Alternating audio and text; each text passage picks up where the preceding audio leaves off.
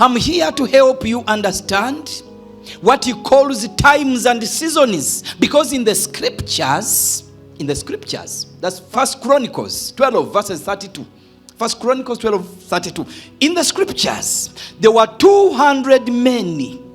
In the scriptures, 200 men whose work, please hear me, and hear me loud on this.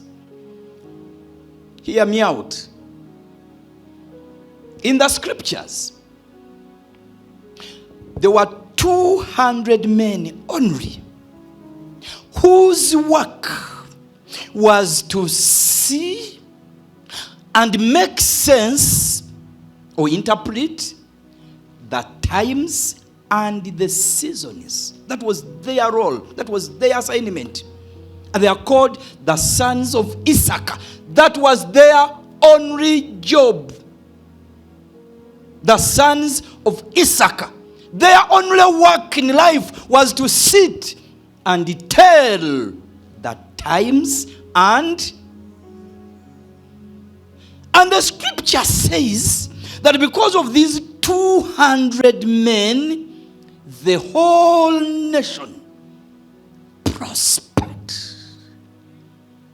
The entire nation prospered just because of the sons of Issachar who had an understanding of times and the seasons to know what Israel ought to do. Their chiefs were 200 and all their brethren were at their command. In other words, when the sons of Issachar understood what ought to be done, they instructed the rest of the nation and the fellow countrymen on what should be done. And each time a voice would come from the sons of Issachar, who are specialists in interpreting seasons. Each time a voice would come from them, nobody questioned. Why? The whole nation trusted these 200 men for their destinies. And what they had, again to help some of you who are seeing this scripture for the first time, what the sons of Issachar had was a prophetic gift. They had a discernment of the times and the seasons. They knew, they could see in the future. They could tell what should be done and when. They helped the whole nation to know what should be done. And the entire nation depended on these 200 men. Imagine.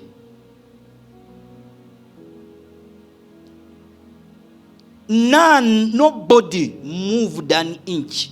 Nobody. Farmers waited before sowing. They waited to hear what the sons of Issachar are saying. Those who are ready to get married, they had to wait. They had to ask one of the members, should I get married? Is it the right time? If the answer is no, they could wait. And if the answer is yes, they could gladly get into marriage. And so it was with every other business in the country. Unlike my generation, where everyone is a prophet of their own, and even those who can't even hear from God, they critique prophets for what they don't know. And that has costed a whole generation. It has costed this generation, my generation. And that's why my generation is void of power. We talk about power, but we cannot demonstrate it. We talk about a lot of things which we cannot even prove. We sing prosperity, and yet we are running away from moneylenders. A lot of problems. Because we just launch ourselves into things which we are not definite about.